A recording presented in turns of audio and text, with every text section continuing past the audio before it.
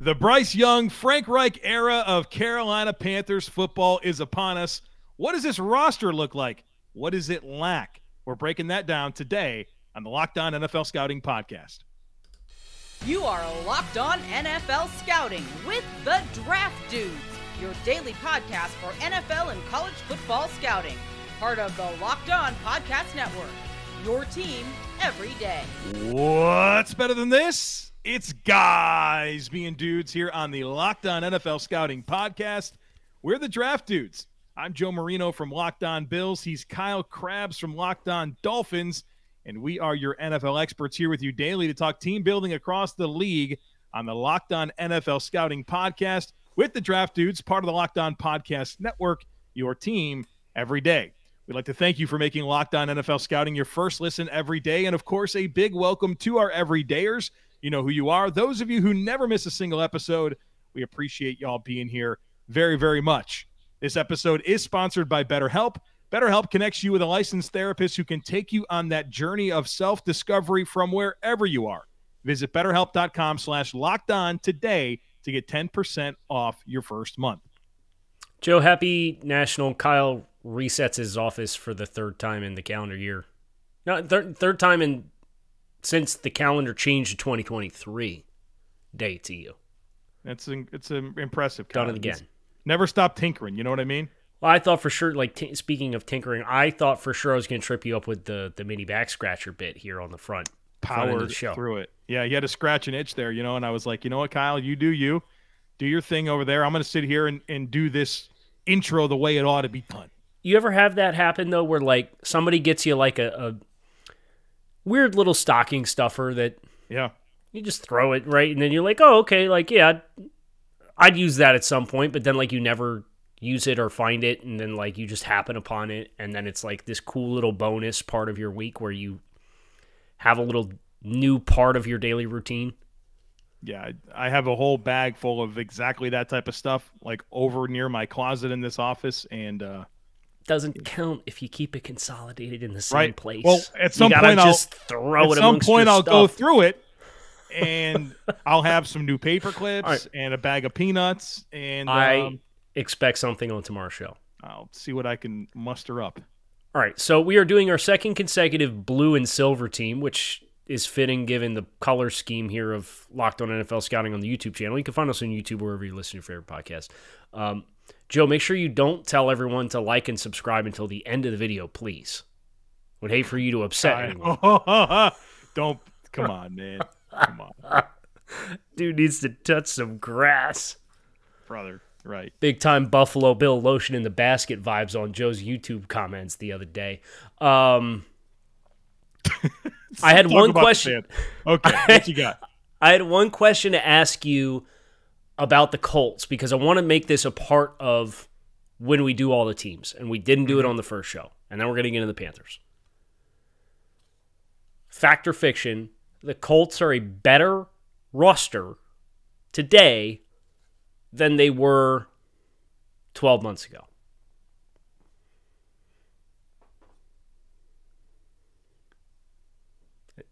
And then be prepared, because I'm going to ask you this same question about the Panthers. I don't say yes to that very quickly. I don't know that I can say that they are. I think they have the potential to be. Right? The young players that were rookies last year, if they continue to get better, and without counting on growth, I think it's an easy no. Minus Okereke, minus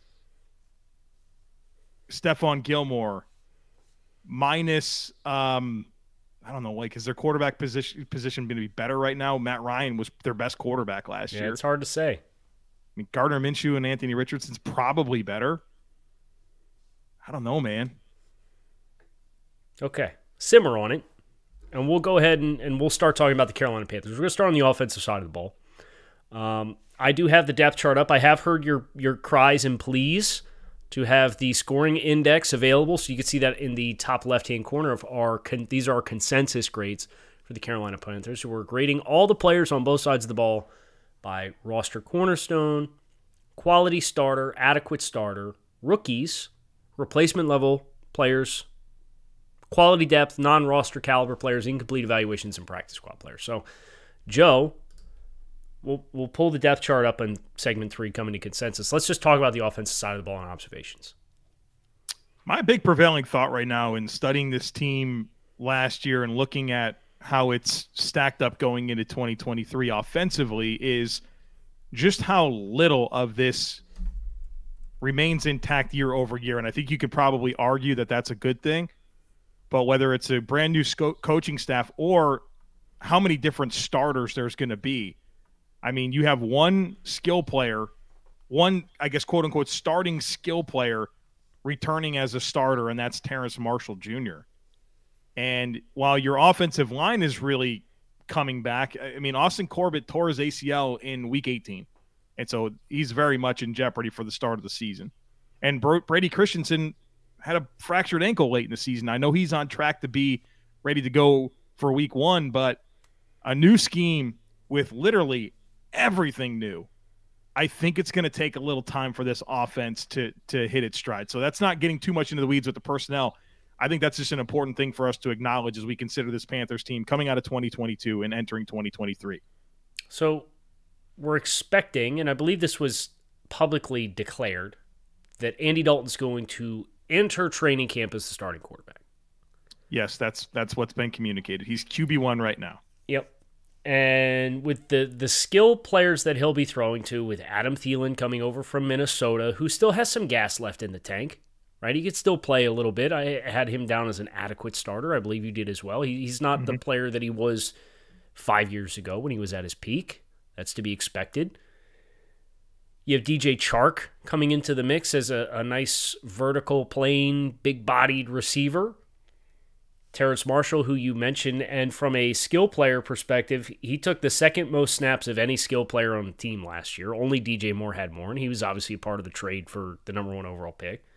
650 snaps offensively, approximately. Hayden Hurst coming over from Cincinnati. There's some nice pieces here. I don't know that there's any center pieces. Right. Obviously, Miles Sanders in the backfield as well, coming over from Philadelphia.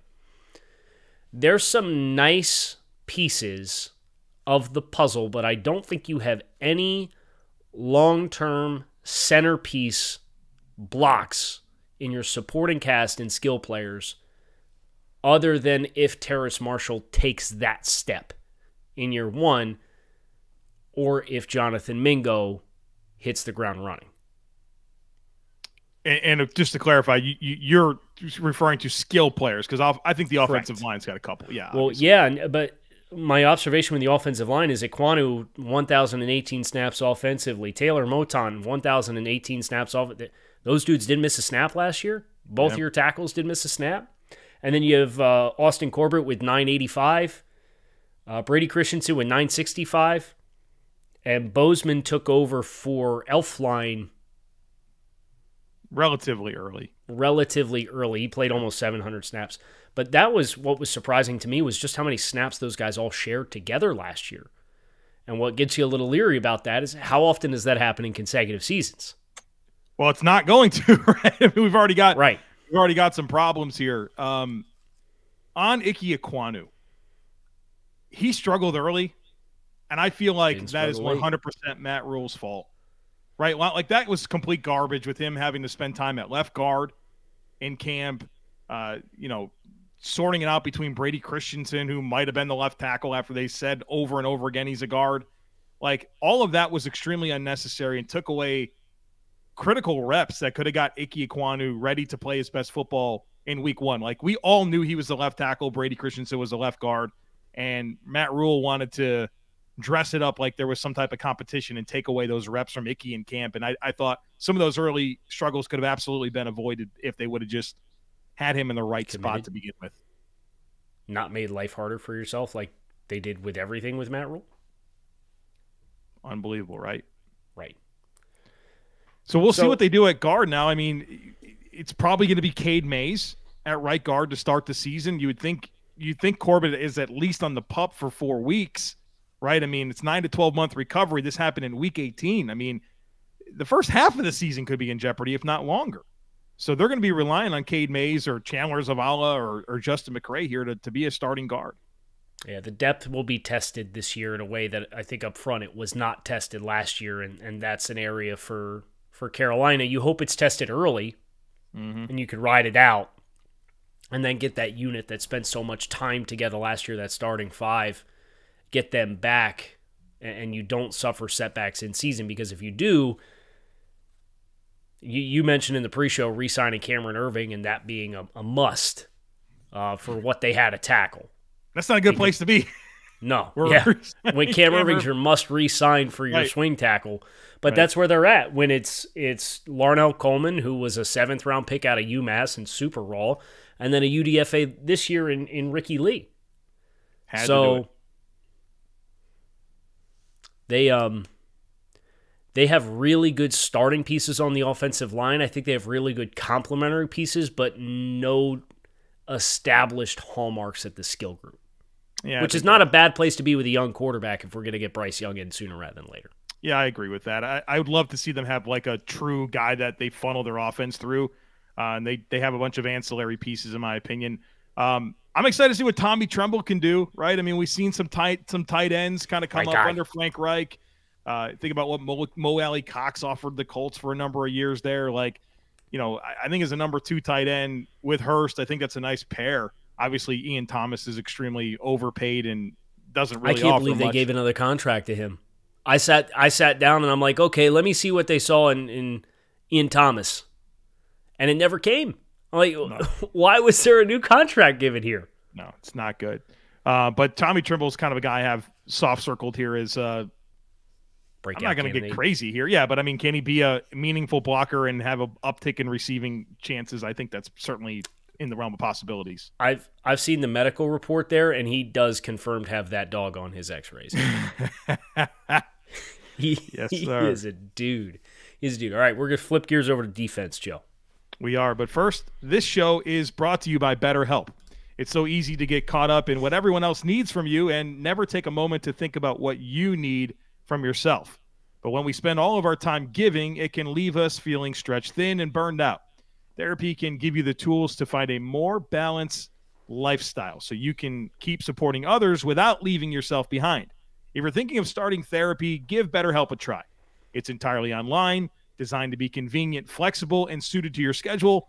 All you do is fill out a brief questionnaire, then you'll get matched with a licensed therapist, and you can even switch therapists at any time for no additional charge. Find more balance with BetterHelp. Visit BetterHelp.com/lockedon today to get 10% off your first month.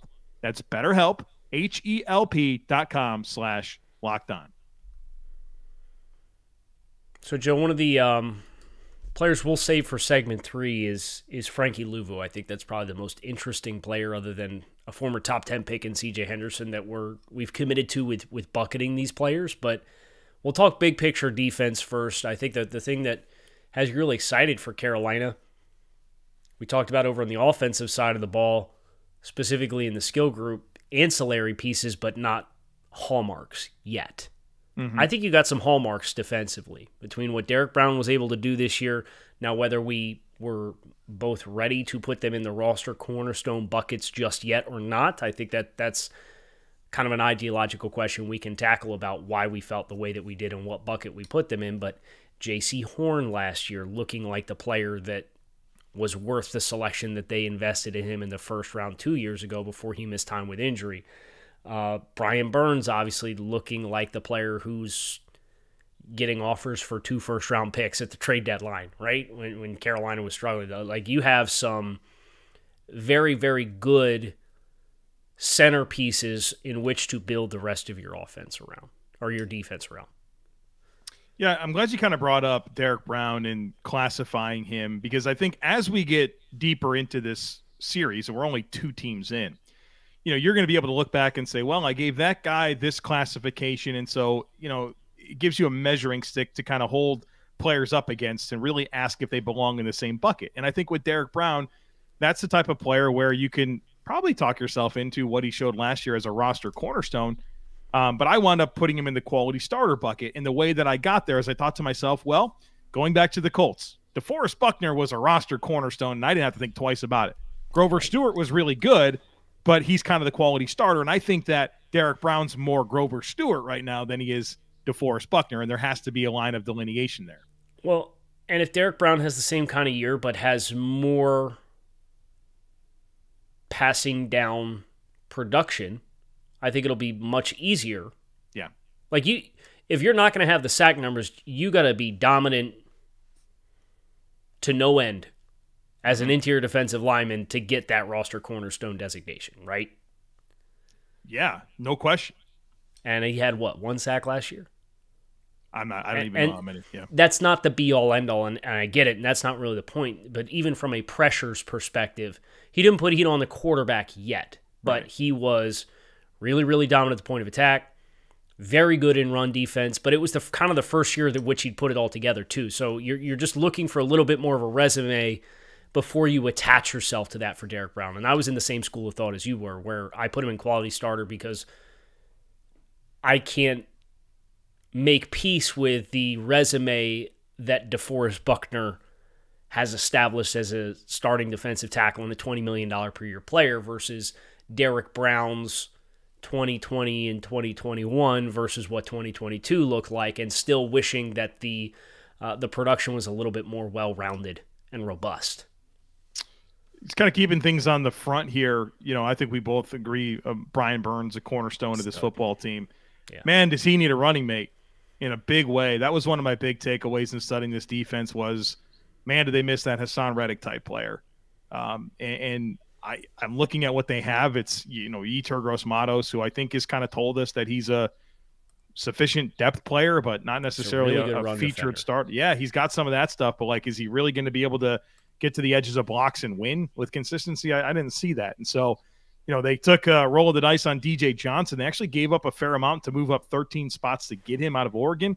And that's going to be interesting. I mean, he's a freak athlete, but he's 25 years old. He's going to be a 25-year-old rookie, Kyle, and a guy that played 3 different positions at Oregon, and you don't like a raw 25-year-old, right, coming out of the Pac-12. That's kind of tough to reconcile. So I'm hopeful there, but I'm really, really wanting to see this team find another guy here to really get heat.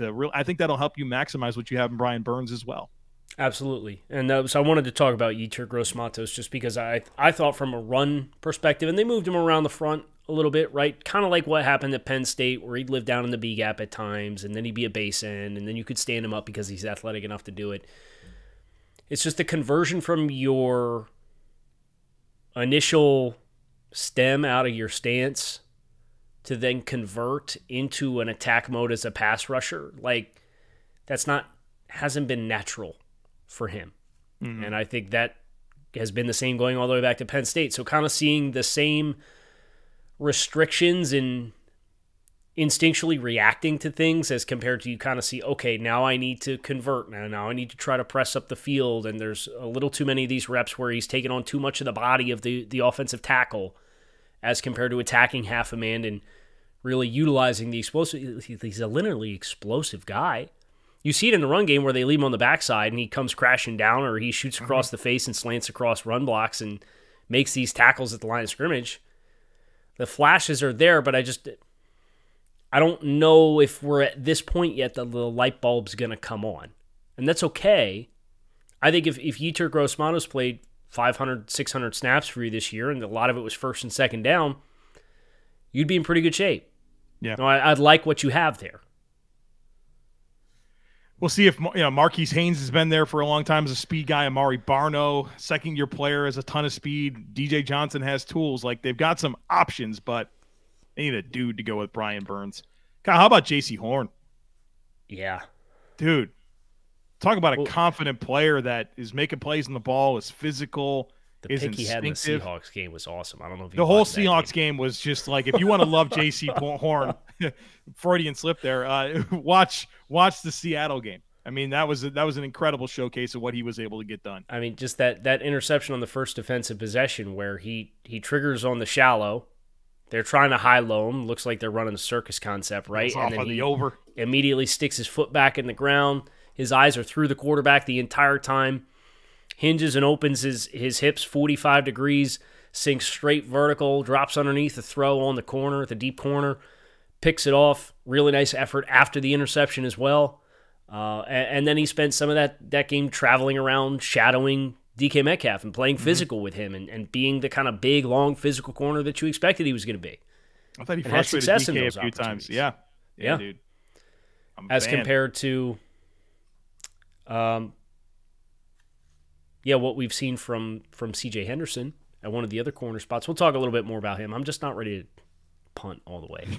Yeah, he had an interception in that game too, didn't he? If I'm did, not mistaken. Yeah. I think so. Why did he fall? Why did he fall? I wanted to see what he looked like on that return. Like, brother, keep going, man.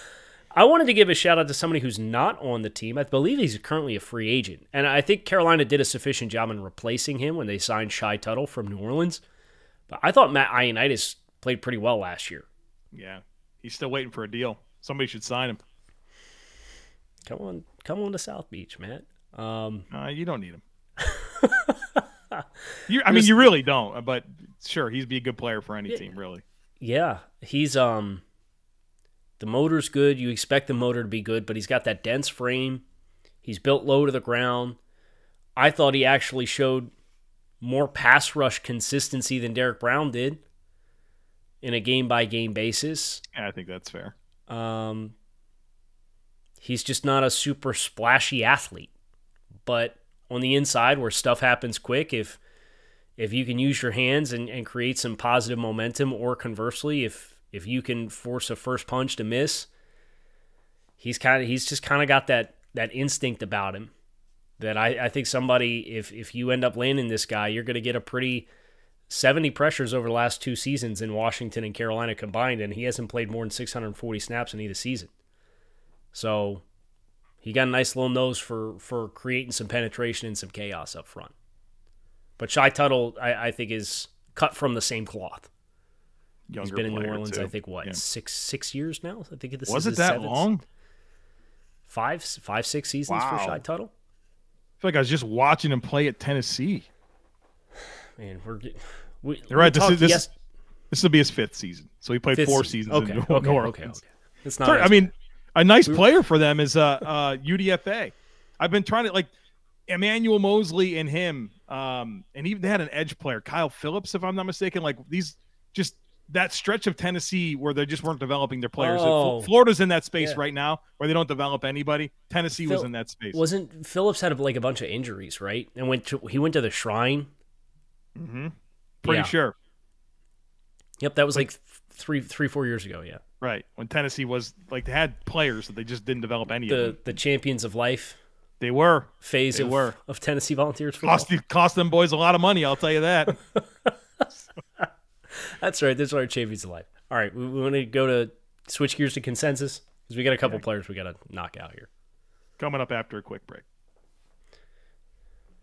All right, I'm going to pull up the depth chart. So for me, explain this. Everyone's now seeing this for the first time. That hasn't been on the screen the whole time? Correct. Well, okay. I have flashed it intermittently. Ooh. Okay. But we're going to actively leave it up for those of you who are on YouTube. For those of you who are not on YouTube, what we'll do is we'll set the table in this way. Joe and I have Brian Burns as the only roster cornerstone. The players that are colored in with the color key, whether it's roster stone, quality starter, adequate starter, rookie, all the way down the list. If they're colored in, they were consensus when Joe and I both separately did the exercise of watching the film and then bucketing the players. Brian Burns, the only roster cornerstone. Joe, we didn't mention Jeremy Chinn at all, which feels a little crazy to me. He's a good player. I don't know that he's been as good as he was his rookie season the last 2. I didn't want to be the one to say it, so I'm glad you did, but I agree with you wholeheartedly. Yeah. Flashy moments where you see it, right? But I want him to get back to where we saw him earlier in his career. And I think we're both readily acknowledging that Derrick Brown and J.C. Horn, who are listed on here as quality starters with repeat performances, give themselves significantly better opportunities to become roster cornerstones at this time next year. Ickey Ekwonu, too, is in that conversation. Yes. After his rookie season. There's some guys right there knocking on the door of being a franchise cornerstone as a young player, too. Which is helpful. Yes. Yes. So if we had to summarize both sides of the ball, I think we did it talking about offense, where I think you have a lot of ancillary and sufficient pieces. Mm-hmm. Is that fair to say? Absolutely. Yes. Like, we have Chark, Thielen, Hurst, Miles Sanders, and 2 of your 5 starters on the offensive line in Bozeman and Brady Christensen, all as adequate level starters. We like the other pieces of the offensive line even more than that, Ekwonu, Corbett, and Moton. Terrence Marshall Jr. feels like your X factor, and then obviously the quarterback position. Defensively, how would you best summarize what has been consensus to this point for those who are not seeing the depth chart and the color key? This is where I think your higher concentration of impact players are. Guys that we have graded in that quality starter to franchise cornerstone. I need to go to the master sheet because I'm only looking at J.C. Horn, Jeremy Chinn, Derrick Brown, Shaq Thompson, Von Bell as a new addition in free agency, Brian Burns are quality starters or better defensively.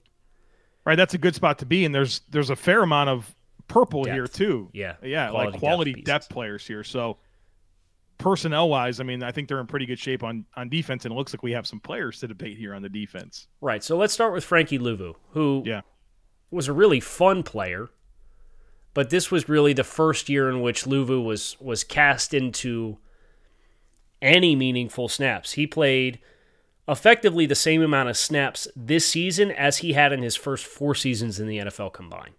Mm-hmm.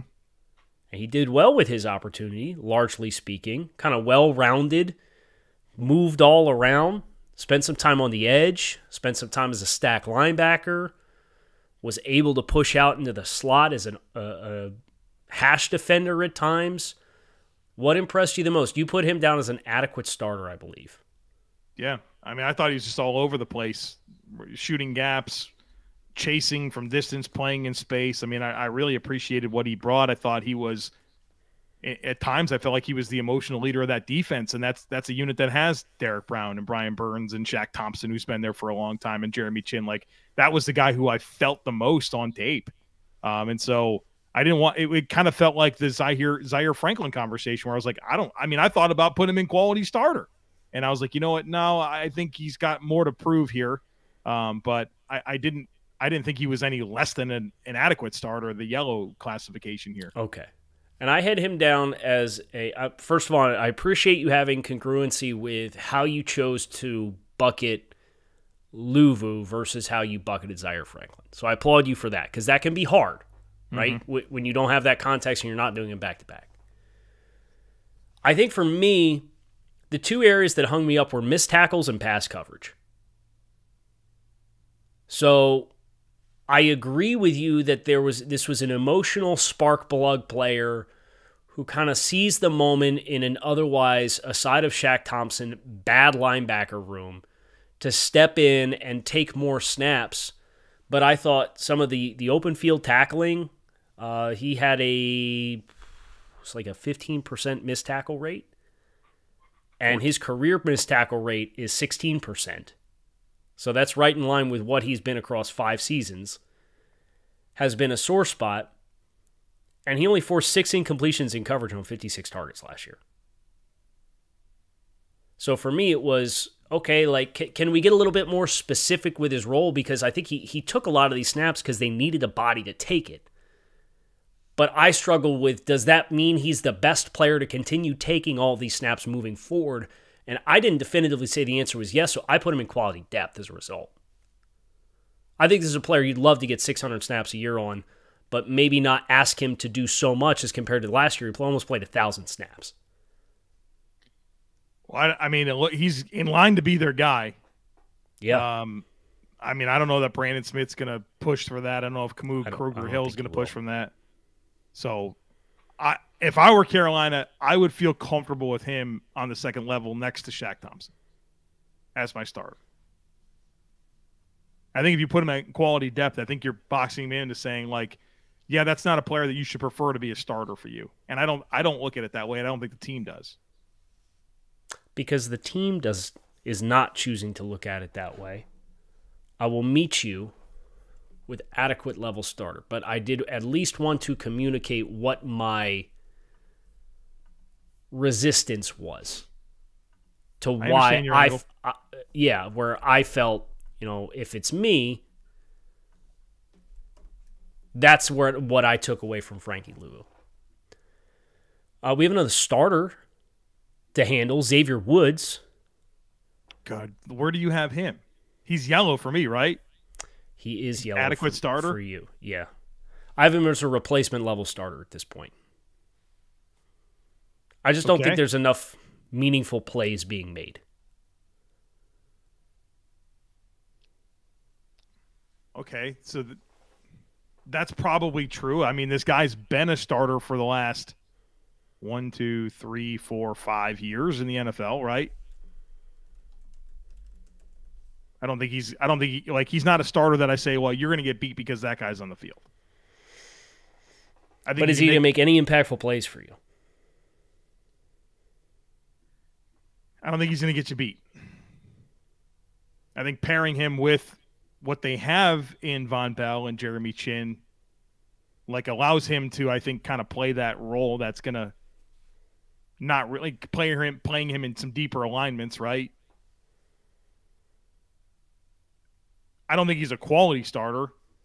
He's somewhere between quality depth and an adequate starter, but I like. Okay, so let me frame it to you this way, because I think we're between the right two buckets of replacement level and adequate starter.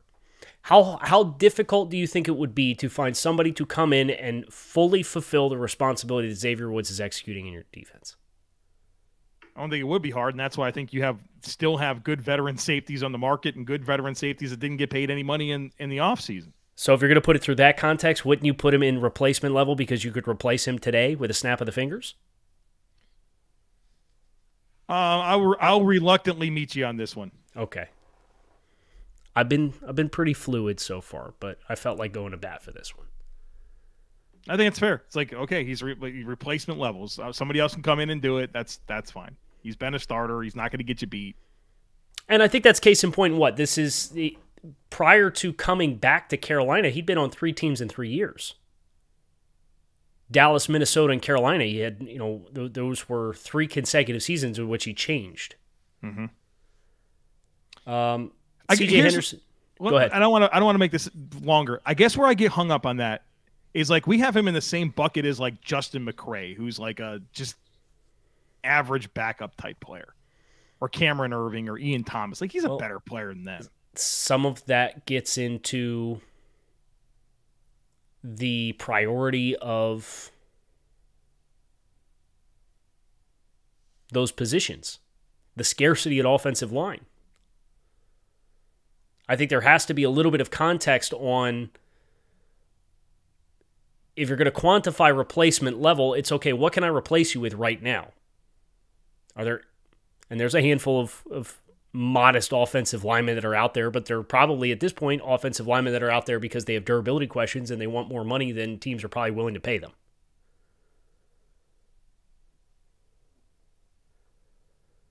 Do you look at quality depth as a better bucket than replacement level? I think that's maybe a decent compromise to make here. Well, I'm just saying, no, because he's a player I would like to have in my secondary. Right. He's just maybe ideally not a starter. Okay. As long as if we acknowledge that quality depth is a better bucket to be in than replacement level, I feel even more comfortable with that. Okay, then we're going to put him in quality depth. All right. Which makes sense, too, because I think that we had both came to consensus on a player like Eric Rowe in this stage in Eric Rowe's career as well. Yeah, that's a good parallel. Yeah, I feel similarly about Eric Rowe. Okay, I like it. Okay, cool. Consensus is compromise is fun. C.J. Henderson. I don't want to bemoan Bravian Roy, who I believe you had as replacement level. I had as an incomplete eval. Just thought it was a little young to call it one way or another. Do you want to get that one out of the way? For Bravian, he's been a below average nose tackle for 3 years in Carolina. Okay. Got 3. He's played snaps. He's played over 300 snaps every year. How you really feel? Okay. I think he's a slug. I think he's a C.J. Henderson. This is our last one. Is C.J. Henderson. All right. What's the discrepancy? What do I have him in versus you? I still had him as an incomplete evaluation. Okay. And you put him as a replacement level player. Okay. I mean, you could certainly make the case what he said. Like, he's been in 3 completely different situations in 3 years. A top 10 pick, is obviously talented. We've also seen him play over 1,600 snaps in the NFL. And I think he's been highly inconsistent. Right. But I do think the context you afford there is somewhat meaningful. That there's just been what's been consistent. He was in Jacksonville, and then he was traded halfway through his second year. And then he goes to Carolina, and his head coach gets fired in 2022. And then Wilkes, who was his DC, becomes the interim head coach. And now there's another coaching change. Like, it's probably too little too late for CJ Henderson, but, like, I'm willing to throw my guy a bone here and be like, all right, like, the talent's there. Can you have a breakthrough in year 4 of your rookie contract? You think he's going to get a chance? I think that's what's going to be interesting. Like, if Dante Jackson is going to be the starter opposite, but I don't think you want Jeremy Chinn as your full-time slot. They're going to they're going to mix these corners around like they've been doing. I would agree with you. I think there's some matchup specific stuff like that. There's just certain big-bodied receivers you probably would like to avoid matching Dante Jackson up against.